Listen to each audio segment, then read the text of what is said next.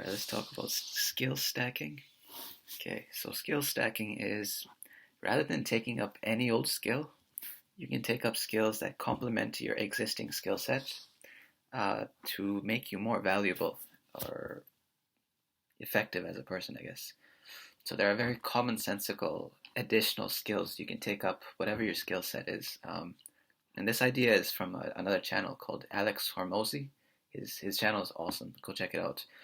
I think he gave the example of if you're good at math, maybe you take up finance, you do bookkeeping, or you do an accounting degree, and then from there maybe you take up, you learn the law around finance. Maybe you delve into related fields, related skill sets, and then you become more rounded, and you can sell yourself for more and more. You become more valuable in your skill in your niche, right? So for me, and also, this kind of ties into how you can explain overnight successes because often you'll have a person who's take the metaphorical ladder. Like that person may have built up the side rails of that ladder really high, like 10 feet high, but maybe missing the steps. So then they seem like they're going nowhere. But once they figure that out, that missing link, that missing component, and they build those steps, then all of a sudden they can climb a full 10 feet because the rails have already been built and they were just missing that one thing. Uh, so I have an idea of what was missing for me. Um, in school, like I still have this aspiration of getting into grad school someday, doing a master's and a PhD, probably in philosophy or something. I'm finishing the bachelor's degree now. I'm in honors, almost done. But I don't have what it takes right now to go to the next level. When I compare myself to my peers and what it takes, that kind of output, I'm missing some key skills. But I'm not giving up on the vision totally. I realize that there are skills that I'm missing that are very related to my existing skill sets that I can acquire over the next few years, and I'm working on building those. So currently, I'm doing a millwright program. Another name for it is industrial mechanic. They just fix all sorts of machines in factories and stuff, I guess. Uh, uh, yeah.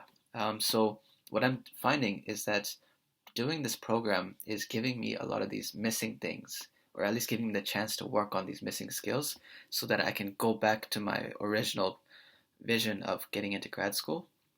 Like, what was I missing for that? Number one, I just wasn't productive enough. When I was looking at my peers, my professors, and what it took, like to be in research labs, the kind of productivity it takes is insane.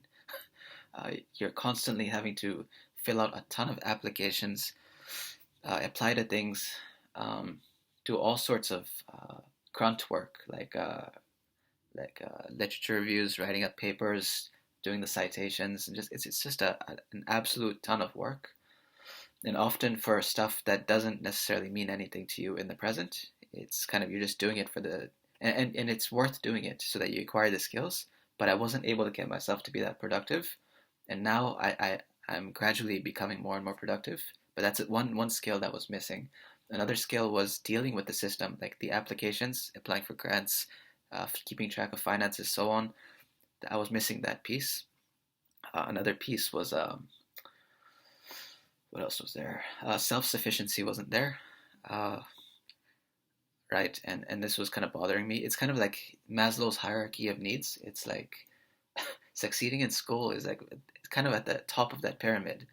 But to get there, if you're missing the very foundational level, it's very hard to focus on the high level of that pyramid until you kind of get that sorted out. So I was missing that self sufficiency, just getting a stable life in order.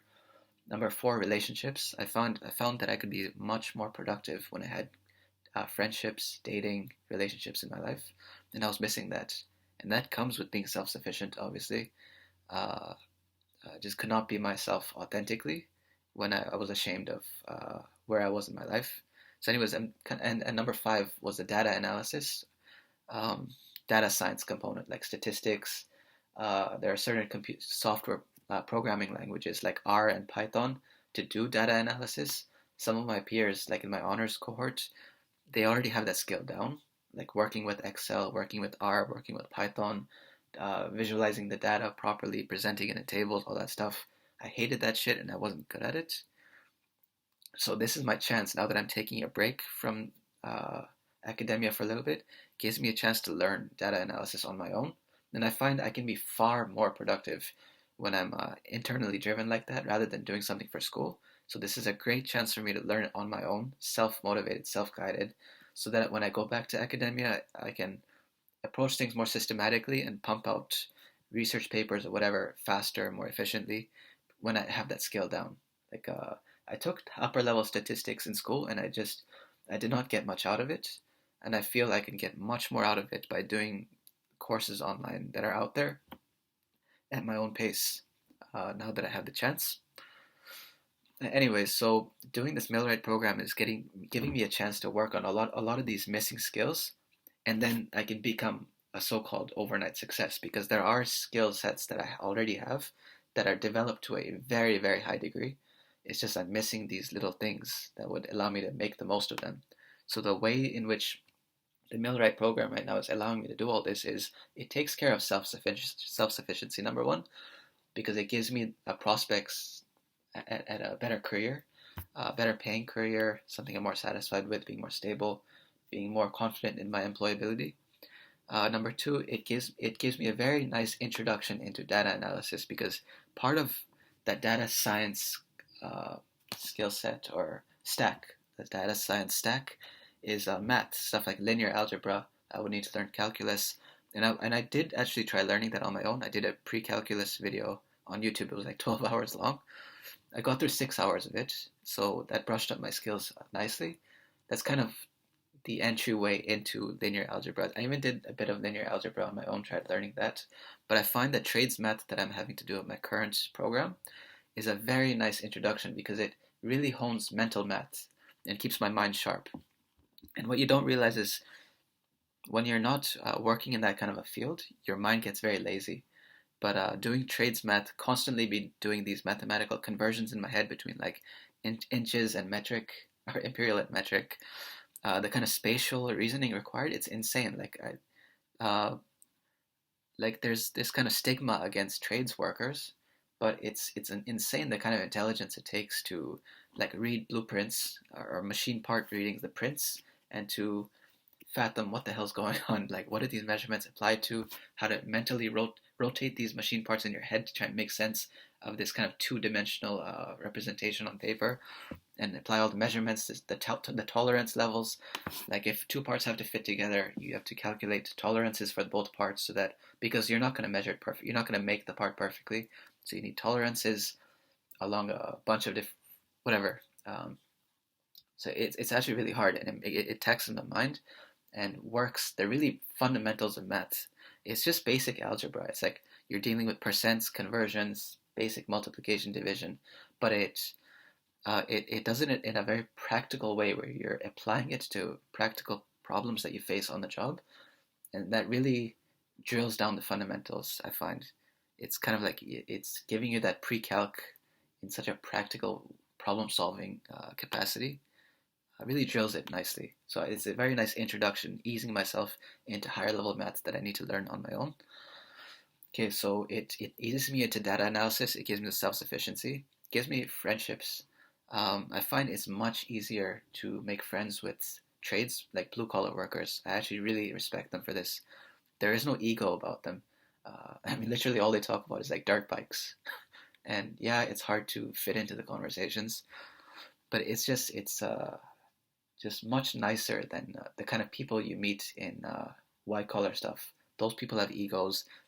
They're kind of stuck up, harder to get in. But with these people, the people that are my cohort right now in the Millwright program, these people, tradespeople, they're very humble, very down to earth. And yes, there's a learning curve, but it's very pleasant to make friendships with them. So that's something I'm working on. What else? Can't remember what other stuff was there. The productivity, right? I'm becoming far more productive because the homework that I'm doing now, it's more fun because it's tied to something practical with immediate feedback. So it's giving me a chance to practice doing homework. It's a lot of homework, but it's a lot more fun and a lot more doable. Like I'm actually far more productive on this trades homework. and that kind of transfers over to when I do the academic work for my honors course. I'm just far more productive now. So in a lot of ways, it's kind of like cross training. But anyways, this idea of skill stacking, where there are very kind of self-evident logical next steps you can take in which skills to acquire that would complement your existing skill set. So it's not just acquiring any old skills. There are certain skills that work together to make you more well-rounded and more valuable in any niche that you have. And just to pull out my own example off the top of my head, let's say you were an author and you wanted to work on social media, then maybe you would take up Photoshop so you can do your own illustrations. I have a friend who she writes chess books, and she didn't do the illustrations for her first book, but she went and did a graphic design course, a program, so that she could illustrate her own pictures in her own book. Like that's those two skills dovetail so nicely, and they complement each other and make her far more valuable uh, as any kind of worker or self-employed, whatever it is. So yeah, skill stacking, and it kind of explains overnight successes. And another way in which I was missing kind of a key thing is like the idea that you have your rails built really high, but you're missing the steps, or you have the steps, you're the rungs of the ladder, but you're missing the side rails. You're missing something. Is no, I'm gonna go. Yeah, good enough for this video. Thanks, guys.